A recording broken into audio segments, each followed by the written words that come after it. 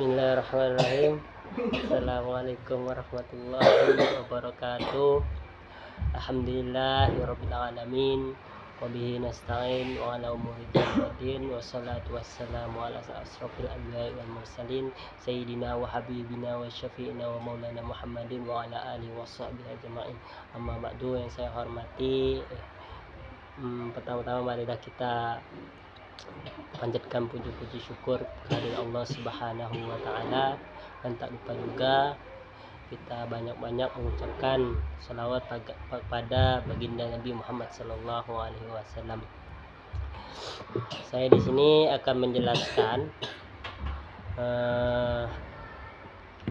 tentang komunikasi, ya. Komunikasi, tetapi di sini ada 3 komunikasi. Yang pertama, komunikasi secara efektif, yang kedua ekspresif, dan yang ketiga respektif, dan masing-masingnya itu memiliki perbedaan. Untuk komunikasi efektif, secara bahasa, komunikasi efektif ini adalah proses penyampaian pesan yang berdampak atau ada efeknya, itu memiliki bekas. Atau kalau misalnya kita luka, ya pasti ada bekasnya, serta membawa hasil dari komunikasi tersebut, ya. Artinya penyampaian pesan berhasil atau dikatakan berguna atau bermanfaat, gitu. Keterampilan komunikasi efektif harus dilakukan berkomunikator agar proses penyampaian yang dilakukan tidak sia-sia.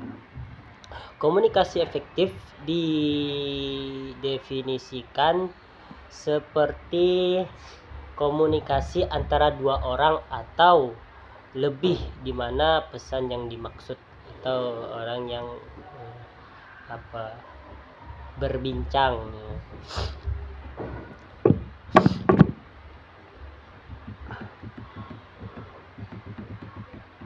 Dengan kata lain, komunikasi dikatakan efektif ketika semua pihak atau pengirim dan penerima, ya, dalam berkomunikasi memberikan makna yang mirip atau persamaan pemikiran dengan pesan, dan mendengarkan dengan cermat apa yang telah dikatakan, dan membuat pengirim merasa didengar dan dipahami. Komunikasi efektif juga dipahami sebagai patukan atau rujukan informasi ke ide, perasaan yang menghasilkan perubahan sikap, sehingga terjalin sebuah hubungan baik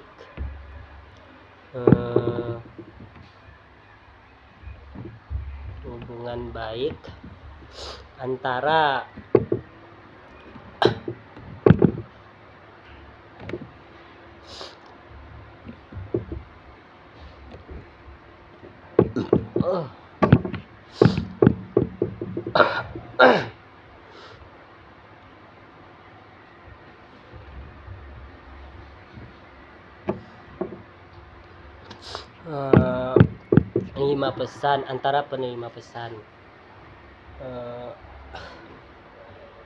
Pengukuran efektif dari suatu proses komunikasi dapat dilihat dari segi tercapainya tujuan si pengirim pesan, menyampaikan informasi, mempengaruhi, mengajak, membujuk, atau menghibur, bercanda.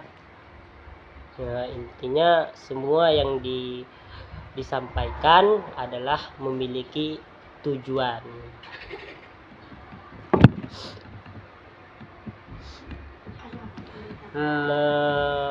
Komunikasi ini juga memiliki ciri-ciri, ya. Ciri-ciri komunikasi ini, yang pertama, memiliki ciri-cirinya dapat dipahami. Artinya penerima secara cermat atas rangsangan atau yang diberikan oleh komunikator. Komunikasi dikatakan efektif ketika komunikan mampu memahami seluruh isi pesan yang disampaikan oleh komunikator. Contoh misalnya kita mengirim pesan untuk menyuruh teman makan. Seandainya pesan tersebut dengan kata-kata yang tidak efektif, maka teman tersebut tidak akan paham apa yang kita perintahkan. Contoh yang tidak paham, misalnya kita suruh makan tapi kita cuma lihat, ya itu tidak paham. Tapi kalau kita mengucapkan dengan ayo makan, nah, maka dia akan memiliki pemikiran, oh iya saya disuruh makan. Yang kedua, kesenangan. Artinya komunikator tidak hanya diajukan untuk menyampaikan informasi dan memberikan pemahaman, akan tetapi juga untuk menimbulkan kesenangan. Kesenangan ini mungkin akan timbul ketika mendapat kabar baik atau kabar yang gembira, pesan-pesan yang gembira. Yang ketiga, mempengaruhi sikap. Dan yang keempat, hubungan sosial. Yang kelima, tindakan. Prinsip-prinsip komunikasi efektif juga terdapat prinsipnya. Yang pertama, respectnya itu menghormati pembicaraan. Yang kedua, empati. Prinsip komunikasi efektif merupakan penempatan diri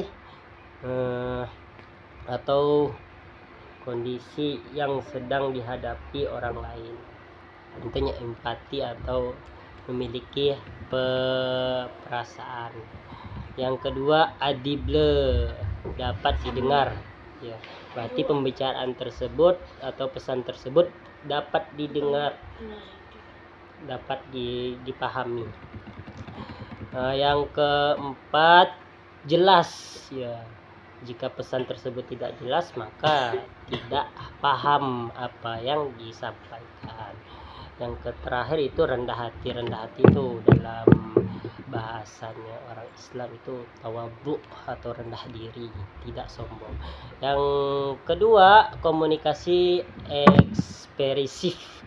Komunikasi ekspresif adalah menurut KBBI, ekspresi adalah pengungkapan atau proses menyatakan, memperlihatkan atau menyatakan maksud, gagasan, perasaan dan sebagainya. Dapat bisa dipastikan ini misalnya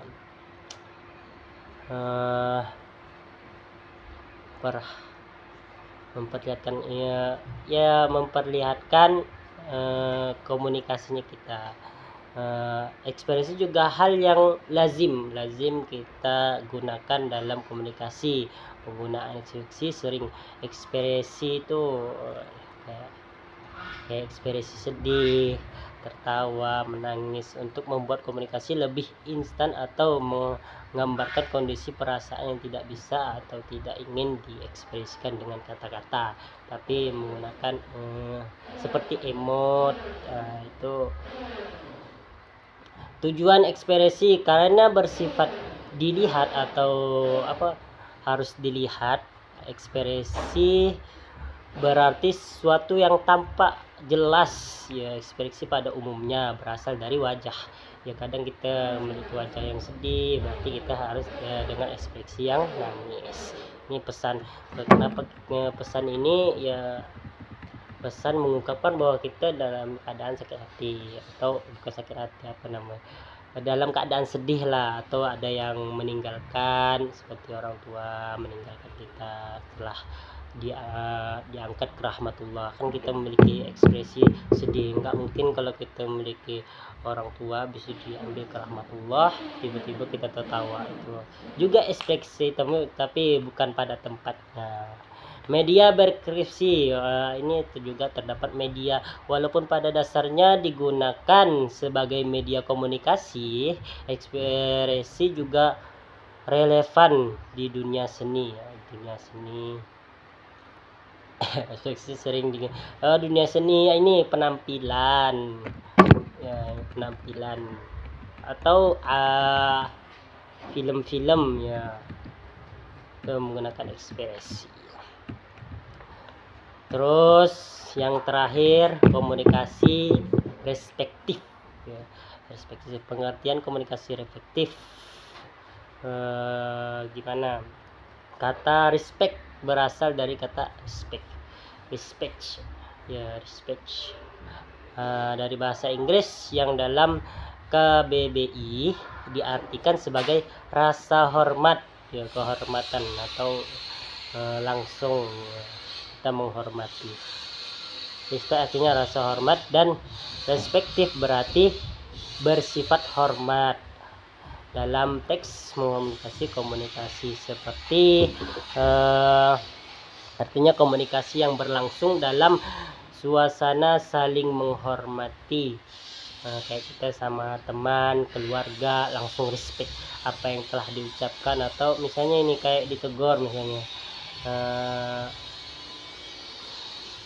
seorang bapak-bapak menegur anaknya ya, menegur, "Hei nak, jangan nakal," ya.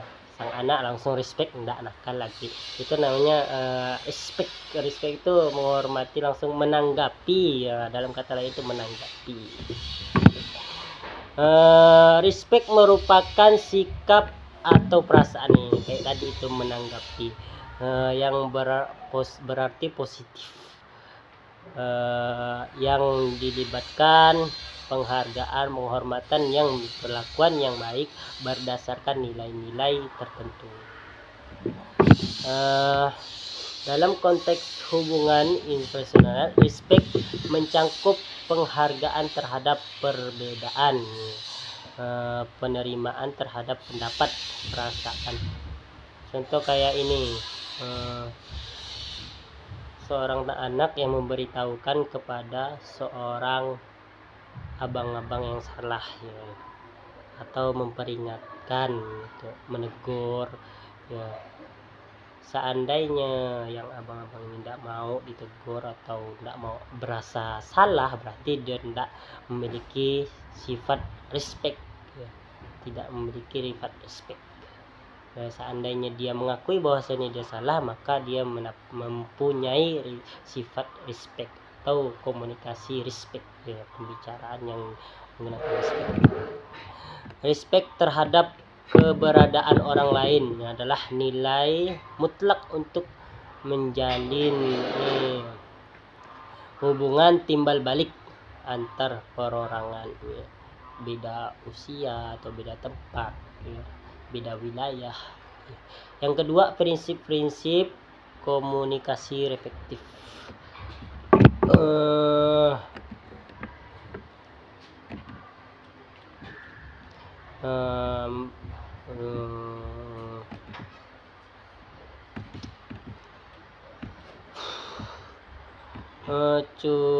Cukup sekian tentang komunikasi reflektif ya. Kurang dan lebihnya saya mohon maaf jika ada perkataan yang salah atau penjelasan yang salah dari saya. Bisa ditanyakan kepada guru-guru atau dosen-dosen. Nah,